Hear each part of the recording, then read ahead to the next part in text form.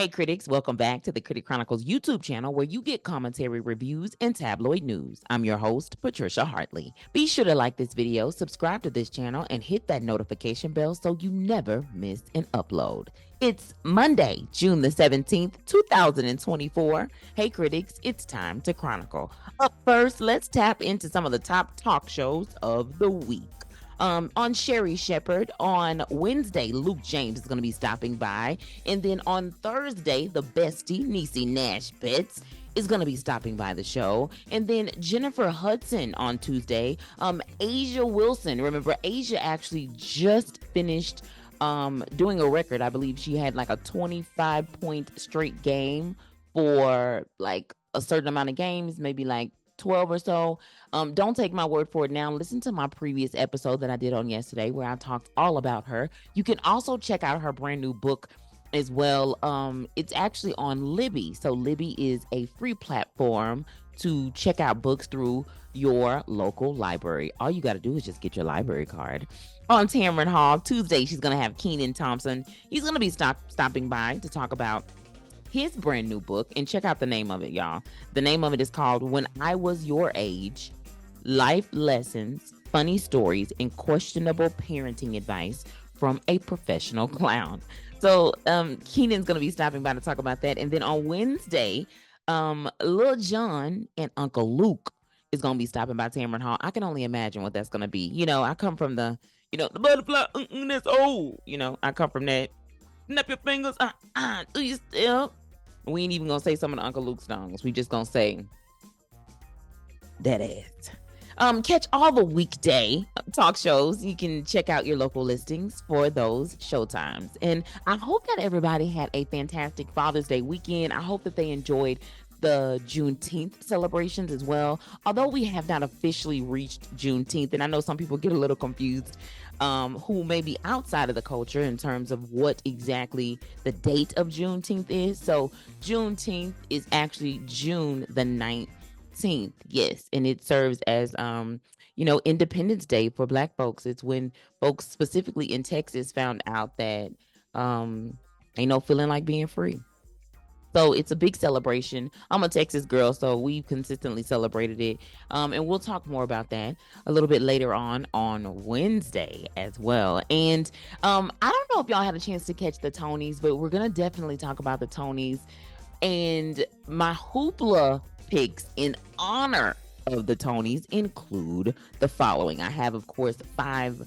And it's also, I guess, in honor of Black Music Month, right? So it's kind of like it can service both Black Music Month, but then also Broadway as well. So The Wiz, Broadway, the cast recording is actually a 2024 release. Deborah Cox is actually on the album. You can find that actually on Hoopla, which is, again, another free platform that's available through your local library. All you got to do is just get your library card.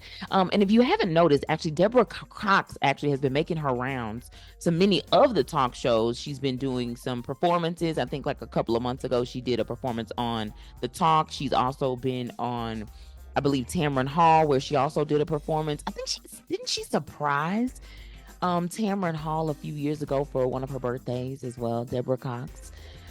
Yeah, I remember. Shout out to Deborah Cox. Yeah, it was Tamron Hall's 53rd birthday.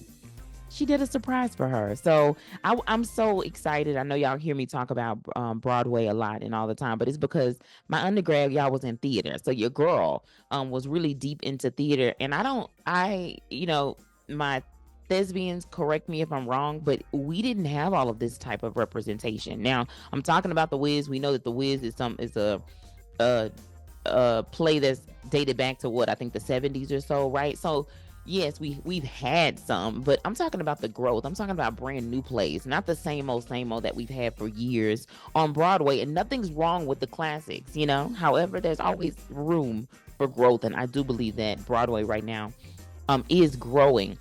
And speaking of growing, Candy Burr, she has her foot in everything. She does not mind growing. She's also credited with being a producer along with husband Todd Tucker for The Wiz. I mentioned that in a few episodes as well, just kind of how they've gotten into the Broadway field to And Candy's actually been in it for a while. I think she actually has done Broadway before, like back in the 90s or so. So, I mean, Candy's been in it. Her husband has been a producer for things even prior to their marriage, I believe. So they've been into it. But the thing I love about Candy is Candy does not play. She gonna have a podcast. She gonna have a clothing line. She gonna have a clothing store. She gonna produce something. She gonna come out with some knick-knack paddywhacks, give a dog a bone, you know what I'm saying? Therefore, that's why we have bedroom Candy. We ain't gonna talk any more about that. And then the second one is Black Nativity. It's gospel on Broadway. It's actually a 2017 released album, but it's from the, I believe, 1962 version. It's the retelling of the traditional New Testament account of the nativity story. And then, of course, the classic, The Color Purple, the music from the original Broadway cast. So not, of course, from the movie. So if you watch the actual 80s movie of The Color Purple, that include, of course, Whoopi Goldberg, Oprah Winfrey, Danny Glover, all of the folks. The Color Purple musical, the music is definitely a lot different. My favorite song from the musical for The Color Purple is actually Hell No. And that's a song, I believe that's led by Sophia when she's saying Hell No. So that's my favorite one from there. Now, from the actual movie itself, that's a whole nother conversation, but the most memorable had to be God's Trying to Tell Me Something. And that memory comes from childhood of me and my cousin Broderick actually watching the movie. So let me stop name dropping and get back into what I'm supposed to be talking about. Tina, the Tina Turner musical. It's also available on Hoopla. It's the 2019 version, and it has the original cast from the original start of the Tina Turner musical. And then, of course, the classic Dreamgirls. And when I say classic, I mean the classic 1982 Jennifer Holliday. Come on now. Loretta Devine. Let them know. Cheryl Lee Ralph, that edition, baby. The original Dreamgirls, shout out to them. I actually had a chance, y'all, to meet Cheryl Lee Ralph when I was in college.